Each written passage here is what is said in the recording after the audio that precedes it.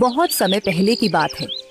रामपुर के एक छोटे से गांव में मोहनलाल नाम का एक मछुआरा अपने परिवार के साथ रहता था।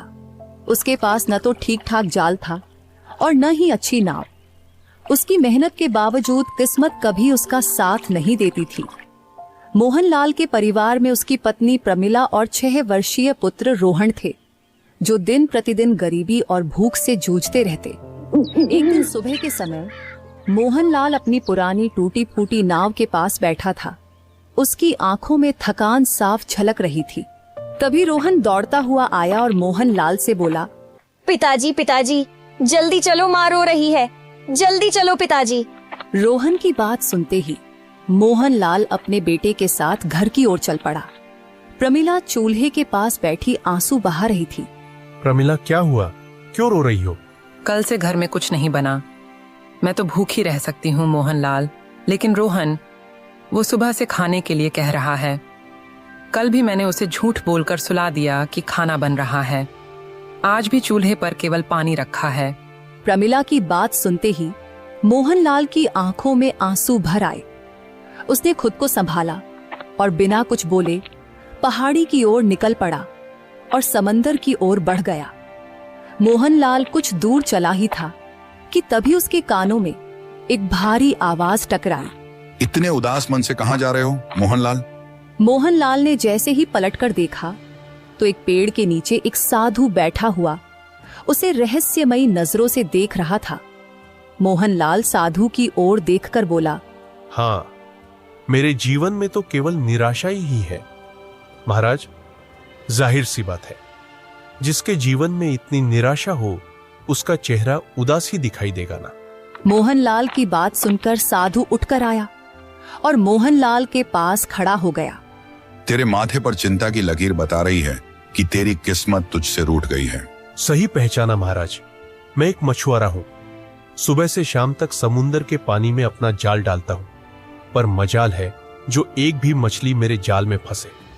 लगता है जैसे मछलियों को मेरा चेहरा ही पसंद नहीं, जबकि बाकी मछुआरों के जाल भरे रहते हैं। समझ नहीं आता पिछले जन्म में ऐसा कौन सा पाप किया था जिसकी सजा मुझे इस जन्म में भुगतनी पड़ रही है। ठीक है, मेरी बात ध्यान से सुन। भगवान जो भी इंसान के लिए करते हैं वह उसकी भलाई के लिए करते हैं। ये सुनकर मोहनलाल गुस्से में बोला, अच्छा, तो आप कहना चाहते हैं कि मेरा परिवार भूखा सोता है और मैं खुद 2 दिन से भूखा सो रहा हूं। यह सब मेरे भले के लिए हो रहा है? वाह वाह वाह, भगवान के फैसले मनुष्य की समझ से बाहर होते हैं।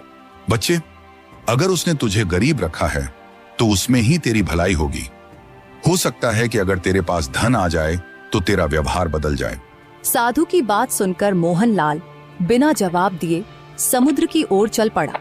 सूरज निकल चुका था और लहरें चमक रही थीं, लेकिन मोहनलाल के मन में भूख और बेबसी का तूफान था। उसने जाल डाला और घंटों इंतजार किया, पर जाल हर बार की तरह खाली निकला। तभी पास से वजह नाम का एक मछुआरा अपना नया और बड़ा जाल लेकर मोहनलाल के पास आया। उसके जाल में बहुत सारी मछलियां भरी हुई थीं। अरे भाई, क्या अभी भी मछलियां पकड़ने का सपना देख रहे हो? लगता है मछलियां तुम्हें देखकर दूर भाग जाती हैं। क्यों? अरे भाई, मछलियां पकड़ना तो किस्मत का खेल है, लेकिन लगता है तुम्हारी किस्मत तुमसे नाराज है। वजह की बात मोहनलाल के दिल को इस तरह चुभ गई जैसे किसी ने चुपचाप तीर मार दिया हो। वो कुछ नहीं बोला, बस चुपचाप बैठा रहा, जैसे अंदर से कुछ टूट रहा हो। रात धीरे धीरे बीतने लगी। समंदर की लहरें जैसे उसके दर्द की गवाही दे रही थीं। आधी रात का वक्त था, चांदनी पानी पर चमक रही थी। मोहनलाल ने आखिरी बार जाल डाला, शायद किस्मत साथ दे दे। कुछ देर बाद उसे महसूस हुआ कि जाल भारी हो गया है। उसके दिल में एक उम्मीद जगी। उसने पूरी ताकत से जाल बाहर खींचा और उसमें एक मछली थी। हे भगवान, हे भगवान, इसकी जगह अगर 2 मछलियां होती तो ज्यादा अच्छा होता। मोहनलाल की बात खत्म होते ही अचानक समुद्र की सुंदर जलपरी प्रकट हो गई। मैं समुद्र की जलपरी हूँ। जो मछली तुम्हारे जाल में फंसी है वो मेरे इलाके की है। उसे मुझे वापस कर दो और उसके बदले में मैं तुम्हारी एक इच्छा पूरी करूंगी। नहीं, मेरा परिवार भूखा है और मैं इसे वापस नहीं करूंगा। पहले अपनी और अपने परिवार की भूख मिटाऊंगा। जलपरी मोहनलाल की निर्भीकता देखकर हैरान होकर गायब हो गई। मोहनलाल उस मछली को लेकर अपने घर लौट गया। प्रमीला और रोहन मोहनलाल का इंतजार कर रहे थे। मोहनलाल प्रमीला को मछली दिखाते हुए पूरा घटनाक्रम बताने लगा। तुम मूर्ख हो मोहनलाल, जलपरी से कोई बड़ी इच्छा मांग सकते थे, कम से कम थोड़ा धन ही मांग लेते। हाँ, शायद तुम सही कह रही हो। अगली सुबह मोहनलाल अपने नाव लेकर जैसे ही समुद्र पहुंचा और जैसे ही उसने जाल फैलाया, जलपरी फिर से प्रकट हो गई। क्या तुमने अपना फैसला बदल लिया है? हाँ, मैं अपनी मछली तुम्हें वापस करता हूँ, लेकिन इसके बदले में मेरी एक इच्छा पूरी करो। तुम्हारा फैसला तुम्हारी किस्मत बदल देगा। अब बताओ तुम क्या चाहते हो? हाँ, मैं चाहता हूँ कि मेरे जाल में इतनी मछलियां फंसे कि मैं उन्हें बेचकर अमीर बन जाऊं, और मैं यह भी चाहता हूँ कि मेरे गांव में केवल मेरे जाल में मछलियां फंसे, किसी और मछुआरे के जाल में न फंसे। हाँ, तुम्हारी इच्छा पूरी की जाएंगी, लेकिन याद रखना तुम्हें एक वादा देना होगा, किसी और मछुआरों की मदद करना और अपनी गरीबी के दिन कभी मत भूलना। ठीक है, मैं वादा करता हूँ कि मैं ऐसा ही करूँगा। ठीक है, आज के बाद मछलियाँ केवल तुम्हारे ही जाल में फंसेंगी। इतना कहकर जलपरी वहां से गायब हो गई। मोहनलाल ने अपना जाल समंदर में फेंक दिया। जैसे ही उसने जाल बाहर खींचा, वह पूरी तरह मछलियों से भरा हुआ था। इतनी मछलियां उसने पहले कभी नहीं देखी। अरे ये तो चमत्कार हो गया। उस दिन के बाद जब भी मोहनलाल जाल फेंकता, मछलियां खुद ब खुद उसमें खींच जाती थीं। दूसरी तरफ गांव के अन्य मछुआरों के जाल हमेशा खाली रहते। मोहनलाल घर लौट आया। मछलियों से भरी टोकरी देखकर परमिला और रोहन की आंखें चमक उठी। अरे वाह, इतनी सारी मछलियाँ, आज तो जी भर के खाएंगे। हाँ, अब हमारे बुरे दिन खत्म हो गए प्रमिला, अब तो मौज के दिन शुरू हो रहे हैं। मजे करो। मोहनलाल ने मछलियां बाजार में बेचनी शुरू की। धीरे धीरे उसकी झोपड़ी एक आलीशान हवेली में बदल गई। वह अब केवल धनवान नहीं, बल्कि पूरे गांव का सबसे प्रभावशाली व्यक्ति बन गया। गांव के अन्य मछुआरे, जिनमें विजय भी शामिल था, अब मछलियों के लिए संघर्ष कर रहे थे। उनके जाल हमेशा खाली रहते। एक दिन विजय उदास होकर सभी मछुआरों से बोला, अरे भाई, ये तो बड़ी अजीब बात है। मोहनलाल का जाल हमेशा मछलियों से भरा रहता है और हमारे जाल में ससुरा एक भी मछली नहीं फंसती है। हाँ, तुम बिल्कुल सही कह रहे हो। अरे विजय भाई, मुझे तो ये कोई और ही चक्कर लग रहा है। अरे भाई, ऐसा कैसे संभव हो सकता है कि इस गांव में मोहनलाल के जाल को छोड़कर किसी और मछुआरे के जाल में एक भी मछली न फंसी हो? हाँ, कुछ दिन पहले तक यही मोहनलाल समुंदर के किनारे बैठकर केवल रोता रहता था और अपनी किस्मत को हमेशा कोसता रहता था। परंतु आज तो वह धनवान बन चुका है, मछली बेच बेच कर, जिसका तो हम अंदाजा भी नहीं लगा सकते कि कितना धनवान बन चुका है। भाई, हम तुम्हारी सब बातों को सही मानते हैं, लेकिन भाई, सच्चाई ये है कि इस समय मोहनलाल की किस्मत के सितारे बुलंदी पर हैं और हम सारे मछुआरे इस समय मुसीबत में हैं। अरे, हमारे घर में हमारी पत्नी और बच्चे भूख से बेहाल हो रहे हैं और हम करें भी तो क्या करें? हमें मछलियां पकड़ने के अलावा और कोई दूसरा काम भी तो नहीं आता है, क्यों? हाँ, तो फिर तुम ही बताओ विजय भाई, अब इस स्थिति में हम करें तो क्या करें? इस परिस्थिति में हमारे पास केवल एक ही रास्ता बचा है। तो सुनो, हम सभी मछुआरों को मोहनलाल के पास मदद मांगने के लिए जाना होगा और मुझे विश्वास है कि मोहनलाल इस कठिन परिस्थिति में हम मछुआरों की मदद जरूर करेगा। क्यों? हाँ, क्यों नहीं? अरे, जरूर करेगा। एक मछुआरा ही दूसरे मछुआरे की परेशानी को समझ सकता है। सही कहा बीजू भैया।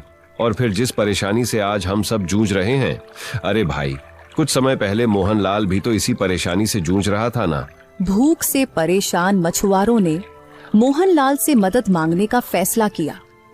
विजय और बाकी मछुआरे मोहनलाल के घर पर उसके सामने आकर खड़े हो गए। मोहनलाल, ये देखो, हम सब की हालत देखो, हम कैसे हो गए। हमारे जाल में मछलियां नहीं फंसती, हमारा परिवार भूखा है हम सब भूखे हैं, कृपया हमारी मदद करो, कुछ तो सहायता करो। तुम्हारा चेहरा देखकर मुझे याद आ रहा है। हाँ, तुम तो वही हो ना जो मेरा मजाक उड़ाते थे, कहते थे मछलियां पकड़ना तो किस्मत का खेल है और मोहनलाल की किस्मत तो वैसे ही बेगानी है। कुछ कुछ ऐसा ही कहते थे ना, और क्या क्या कहते थे।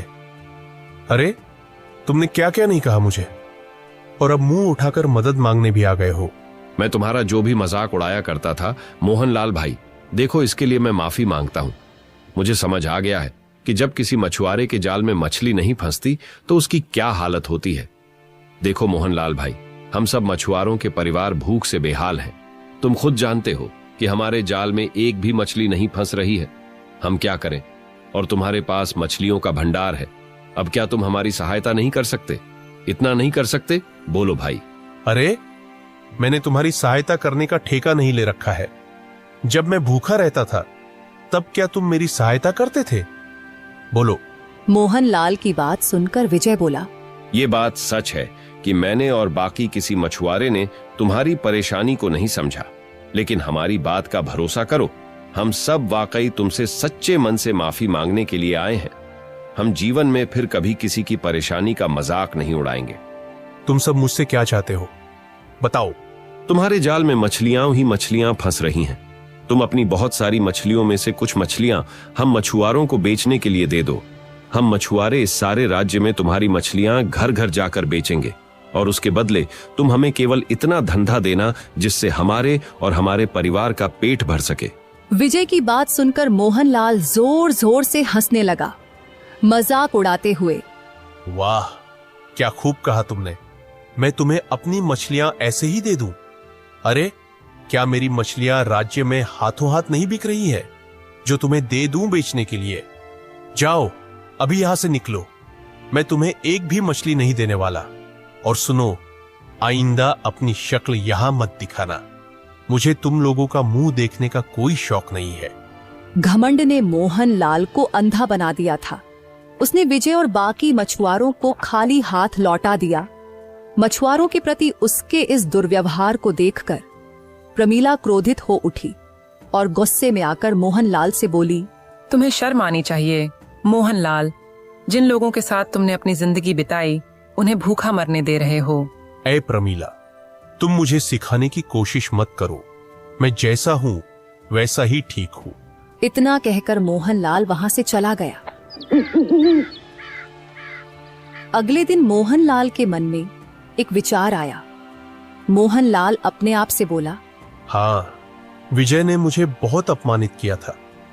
कल मेरी गलती थी जो मैंने विजय को बाकी मछुआरों के साथ वापस भेज दिया। इतना कहकर मोहनलाल समंदर के किनारे चला गया, जहां विजय बाकी मछुआरों के साथ मुंह लटकाए हुए बैठा था। मोहनलाल विजय की तरफ देखकर मुस्कुराते हुए बोला, विजय भाई, कल जो मैंने तुम्हारे और बाकी मछुआरों के साथ किया, मैं उसके लिए माफी मांगता हूं। मेरी पत्नी को तुम सबके व्यवहार से बहुत बुरा लगा। मैं तुम्हारी और बाकी मछुआरों की मदद करने के लिए तैयार हूं। यह सुनकर विजय खुश हो गया और सबकी तरफ देखकर बोला, तुम सबने सही कहा था। एक मछुआरा ही दूसरे मछुआरे की परेशानी को समझ सकता है। बिल्कुल सही कहा था। अरे भाई, पहले मेरी पूरी बात तो सुन लो। देखो, मैं तुम्हें जो भी मछलियां दूंगा, तुम्हें इन मछलियों को बाजार में बेचने की कोई जरूरत नहीं। मैं तुम सबको रोज इतनी मछलियां देने के लिए तैयार हूं जितनी तुम्हारा और तुम्हारे परिवार का पेट भर सके। पर मेरी एक शर्त है, तुम्हें और यहां बाकी सभी मछुआरों को अपने घर मेरे नाम करने होंगे। यह सुनकर विजय पूरी तरह से चौंक गया। क्या कैसी बातें कर रहे हो मोहनलाल? वही जो तुम सुन रहे हो।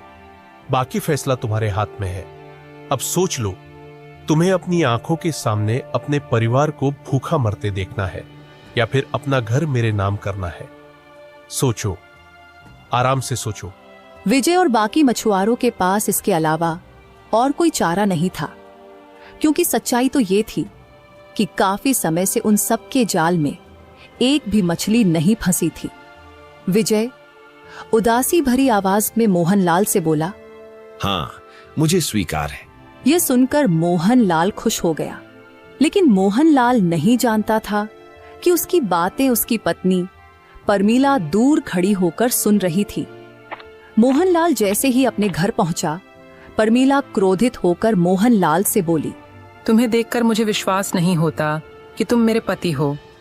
सच तो यह है कि मेरे सामने कोई और ही मोहनलाल खड़ा है और इस मोहनलाल का मैं अपने बेटे पर साया भी नहीं पड़ने दूंगी। मैं अभी और इसी समय अपने बेटे को लेकर यहाँ से जा रही हूँ। मैं एक घमंडी और अत्याचारी इंसान के साथ अपना सारा जीवन नहीं बिता सकती। अरे जाओ जाओ, अरे शौक से जाओ। अरे मुझे किसी की जरूरत नहीं है। अरे मेरे पास इतना धन है कि मैं 10 और शादियां कर सकता हूं। जाओ तुम। परमीला उसी समय अपने बेटे रोहन को लेकर वहां से निकल गई।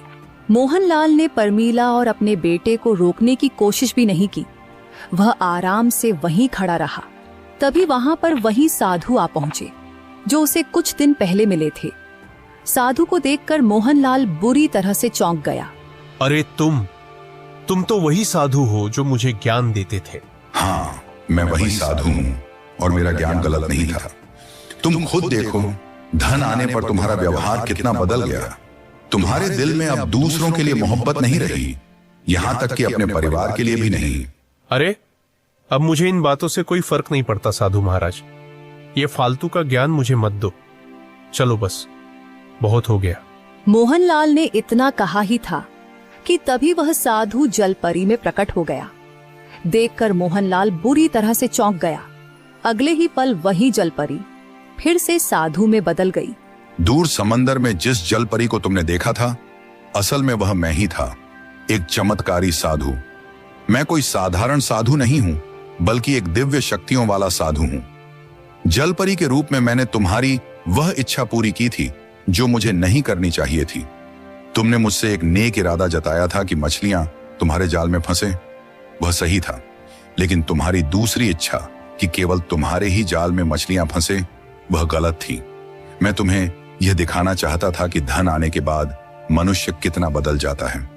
आज तुम्हारे पास रामपुर के राजा भानु प्रताप से भी अधिक धन है, लेकिन तुम्हारी लालच अभी तक खत्म नहीं हुई है। अब तुम दूसरों यानी बाकी मछुआरों के घर भी छीनने पर उतर आए हो। जलपरी के रूप में मैंने तुमसे वचन लिया था कि तुम्हें दूसरों की मदद करनी होगी, भूखों को खाना खिलाना होगा। तुम्हारे अपने ही साधु समुदाय के मछुआरे कई दिनों से अपने परिवार सहित भूखे हैं, लेकिन तुम्हारा दिल एक बार भी उनके दुख को महसूस नहीं कर सका। तुम जैसे मछुआरे जिसकी भूख कभी खत्म ना हो, अरे तुम्हें जीने का कोई अधिकार नहीं है। इतना कहते ही साधु ने अपने हाथ में आग का एक शोला बना लिया, जिससे वह मोहनलाल को जान से मार सकता था। लेकिन अचानक प्रमीला अपने पुत्र के साथ वहां आ पहुंची। वह अपना कुछ सामान लेना भूल गई थी। प्रमीला यह दृश्य देखकर सब कुछ समझ गई। वह तुरंत साधु के पास आकर रोती हुई बोली, साधु महाराज, मेरे पति को माफ कर दीजिए। उनकी तरफ से मैं आपसे माफी मांगती हूँ।